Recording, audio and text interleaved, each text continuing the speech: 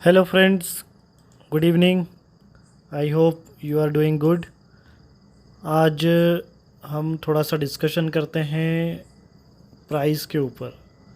हम प्राइस को कैसे समझ सकते हैं, कैसे हम एंट्री ले सकते हैं उसको समझ के, और कैसे हम जो है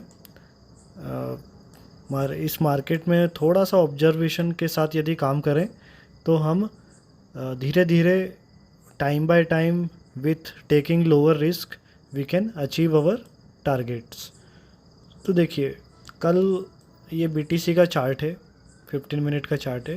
ठीक है, सिंपल सा कोई इंडिकेटर नहीं है, सभी इंडिकेटर हम हटा देते हैं जो भी यहाँ पर लगे हुए हैं। सिंपल चार्ट को हम देखेंगे, चार्ट का एनालिसिस करेंगे। ठीक है, और ये क्या है मैंने यूज़ कर रखा है, टाइम वैल्यू वाला सिस्टम, इसको भी हटा देते हैं अपन। ठीक है, तो ये सिंपल सा चार्ट हमने यूज़ किया है यहाँ पर। और ये जो चार्ट है जो है हमें क्या बता रहा है, वाई हमें कहाँ से एंट्री लेना है, कहाँ से एंट्री नहीं लेना है। We have to understand that काफ़ी अच्छा मोमेंटम हम कैच कर सकते हैं यदि हम इसको हम पकड़ लें। ठीक है, कल क्या हो रहा था, market was falling, yesterday it was falling. ठीक है, अब हम क्या सोच सकते हैं, कब ये यदि ऐसा मार्केट फॉल कर रहा है तो कहीं ना कहीं तो रुकेगा। हम कहाँ पर देख सकते हैं कि कहाँ तक वो रुक सकता है। तो सबसे पहले क्या है कि हम सिंपल सी बात है, हम देखेंगे लेवल्स कहाँ पर हैं, प्रीवियसली मार्केट ने कहाँ पर सपोर्ट लिया। तो मार्केट ने यहाँ से रिजेक्शन लिया और पहला सपोर्ट उसने यहाँ पर लिया। क्यों लिया यहाँ पर एक सिस्टम था, दैट मीन्स प्राइस प्राइस ने यहाँ कुछ टाइम बिताया, तो यहाँ पर प्राइस ने कुछ अच्छा टाइम बिताया। ठीक है, और उसके बाद उसने इस सपोर्ट को काफ़ी अच्छा एक बेरिश कैंडल बना के उसको पहले ब्रेक किया और रिटेस्ट किया सिस्टम को, और उसके बाद हमें अगले लेवल के नीचे तक का टारगेट दे दिया। अब उसने यहीं तक का ही टारगेट क्यों दिया, यहाँ पर भी कुछ ना कुछ होगा सिस्टम। तो ये सिस्टम बना हुआ है प्राइस का, मेमोरी उसकी मेमोरी है कि ना वो यहाँ पर आया है तो वो यहाँ से रिवर्सल लेगा, कुछ ऊपर नीचे अजीब सा बिहेवियर करेगा ही करेगा। तो उसने यहाँ पर भी जो एक लेवल था, ये लेवल हमने कहाँ से निकाला, क्योंकि प्रीवियसली मार्केट जब इस लेवल के आसपास आया था तो यहाँ से भी उसने इसी टाइप का बिहेवियर किया था प्राइस ने। ठीक है, अब ये सिस्टम हम समझ गए कि प्राइस ने इस टाइप का बिहेवियर करता है जब भी वो प्रीवियस के किसी भी जो जहाँ पर प्राइस ने लास्ट टाइम सपोर्ट लिया या रिजेक्शन लिया है, तो एक बार वहाँ पर वो ब्रेक लेता है, या जब ऊपर जाते हुए भी ब्रेक लेगा, सेम डाउन साइड जाते हुए भी वो ब्रेक लेता है।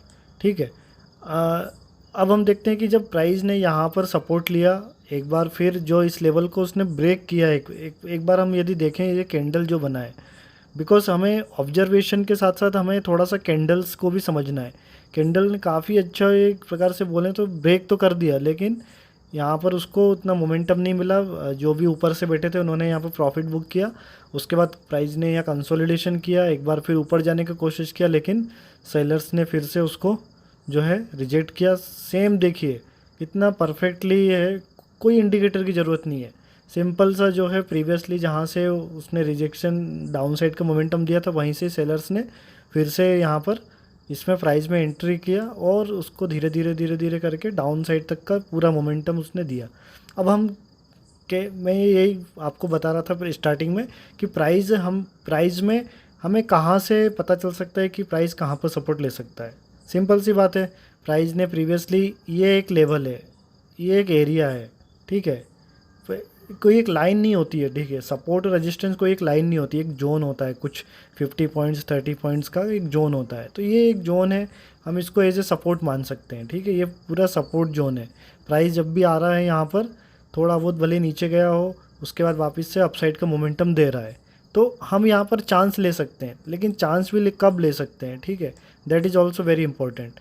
जब प्राइस जो है यहाँ पर आया, यहाँ पर आया, उसने अपसाइड का मोमेंटम देने का कोशिश किया, लेकिन अभी ये यहाँ पर क्या है, केवल स्कैल्पिंग वाली ट्रेड बनेगी यही, जब तक ये जो सिस्टम बना था यहाँ पर क्योंकि लाइव मार्केट में डिसीजन हमें लेना ही पड़ेगा और वो समझना पड़ेगा कि वो कैसे हो सकता है। जब प्राइस ने, देखिए क्या हो रहा है कि अभी तो प्राइस जो है, इसमें 2-3 कॉन्सेप्ट हमें पता होना चाहिए। अभी तो लोअर लो ही बना रहा था प्राइस, लेकिन उसके बाद क्या करा प्राइस ने, लोअर लो नहीं बनाया, लेकिन कोई यहाँ पर जो है एक सिस्टम बनाया ऊपर जाने के लिए, फिर नीचे आया, नीचे फिर सपोर्ट मिला, ठीक है। और एक बार फिर जब भी प्राइस को यदि ऊपर जाना होता है ना, तो एक बार फिर वो नीचे आता है, एक अपना जो सपोर्ट है उसको टेस्ट करने के लिए वो नीचे आने का कोशिश किया, लेकिन वहीं से ही उसको अच्छा एक सपोर्ट मिला और अपसाइड का मोमेंटम मिला। तो क्या हम ऐसे, ये श्योर शॉट पॉइंट्स होते हैं, क्या हम इन पॉइंट्स की प्रैक्टिस करके ऑब्जर्वेशन करके हम ये पॉइंट्स कितना पॉइंट्स है ये, यदि हमें पता है कि सिस्टम कैसे काम करता है, 1400 पॉइंट्स हैं, it is not an small number. तो क्या हम ऐसे इन पॉइंट्स को बुक करने का हम प्रैक्टिस नहीं कर सकते? उसके बाद भी देखिए अब प्राइस क्या कर रहा है, सिंपल सा एक जो है कंसोलिडेशन कर किया उसने, और नया एक अब यहाँ से सिस्टम चेंज कर दिया उस प्राइस ने, इस सिस्टम को चेंज करा और न्यू हाई बनाया, और हायर एक नया हायर लो बना के फिर से अपसाइड का मोमेंटम दिया। उसके बाद ये जो टाइम था, ये जो पीरियड था, ये हमें समझ में आ गया कि अब प्राइस जो है अपसाइड का ही मोमेंटम, 90% प्रोबेबिलिटी है कि वो अपसाइड का मोमेंटम करेगा। क्योंकि जब भी प्राइस क्या हो रहा है, जब भी यहाँ से नीचे यहाँ पर आ रहा है ट्रेंड लाइन का, उसको सपोर्ट ले रहा है और अपसाइड का मोमेंटम दे रहा है। तो उसके बेसिस पे हमने जब देखा कि यहाँ पर एक अच्छा बुलिश कैंडल बना हुआ है ट्रेंड लाइन के यहाँ पर, तो यहाँ से हमने एक एंट्री हमने प्लान किया। और एक बार यदि हम देखें तो 1:1 तो ईज़िली आपको, बहुत ईज़िली आपको मिल जाएगा। लेकिन हम क्या सोच रहे हैं कि यार अब ये एक बार फिर से यदि इसको प्राइस को नीचे भी जाना है ना, तो अपने इस लेवल को एक बार टेस्ट करना चाहिए, ये अपना थिंकिंग है, ठीक है। इसके हिसाब से हमने यहाँ से एक ट्रेड बनाया, 1:3 का टारगेट देखते हैं यदि देता है कि नहीं देता है, ठीक है, ये हम ऑब्जर्व करेंगे। तो इसके हिसाब से हमने ये ट्रेड बनाया, ट्रेड को प्लान किया और इसमें एंट्री बनाई। ये सिंपल पेपर ट्रेड है अभी, क्योंकि स्टार्टिंग में हम पेपर ट्रेड करें, हम समझे, तो उससे क्या होगा कि जब हमारा रिस्क डिफाइन है, अब हमने ये ही पॉइंट क्यों लिया एसएल को, क्योंकि ये एक अच्छा एक सपोर्ट है। यदि प्राइस इसके नीचे भी यदि यहाँ पर आकर यदि कैंडल वो करता है, तो ये लॉजिकल एसएल है, हमें ये एसएल देने में कोई प्रॉब्लम नहीं होगा, ठीक है। और उसके बदले में हमारा रिवॉर्ड भी काफ़ी अच्छा हमें मिल रहा है।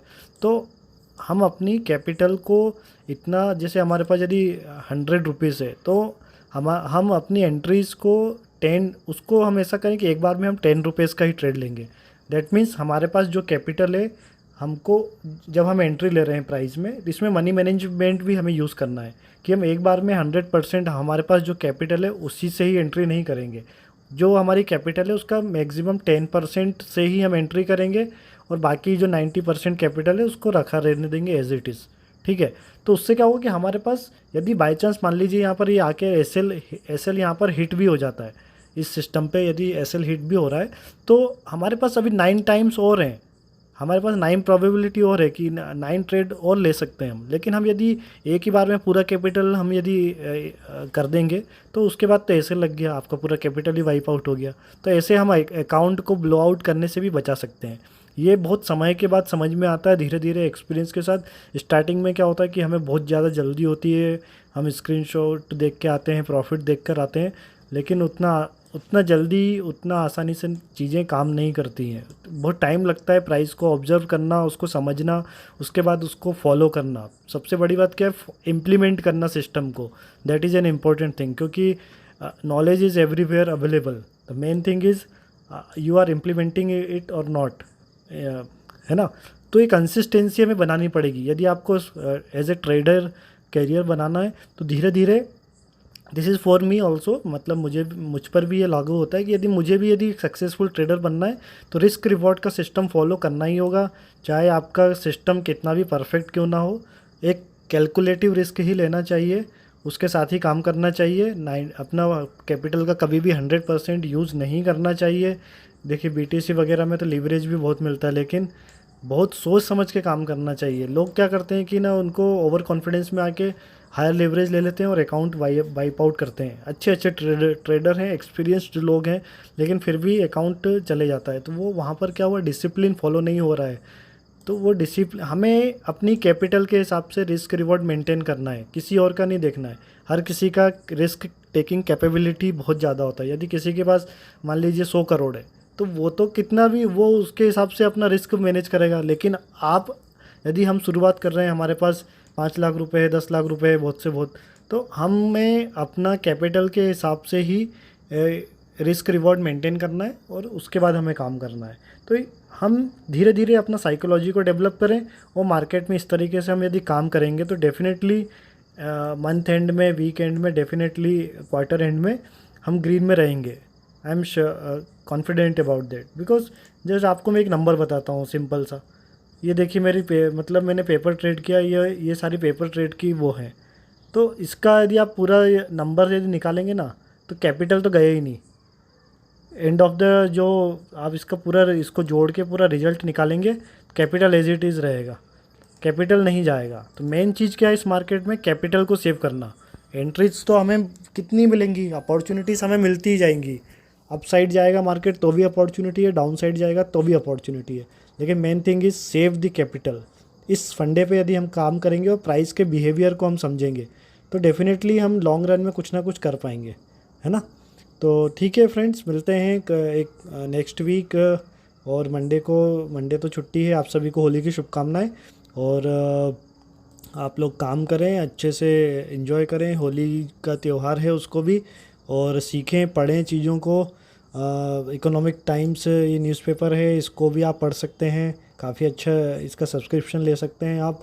तो सही जगह इन्वेस्ट करें, नो प्रॉब्लम। इसमें काफ़ी अच्छे आर्टिकल्स आते हैं इकोनॉमिक्स के बारे में, मतलब बहुत सारी चीज़ें आती हैं, तो ये हमें यूज़ करना चाहिए।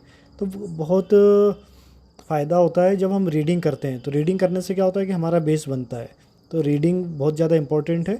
और मिलते हैं फिर नेक्स्ट वीक किसी और वीडियो के साथ, किसी और लर्निंग एक्सपीरियंस के साथ। All the best, thank you, have a nice day, bye.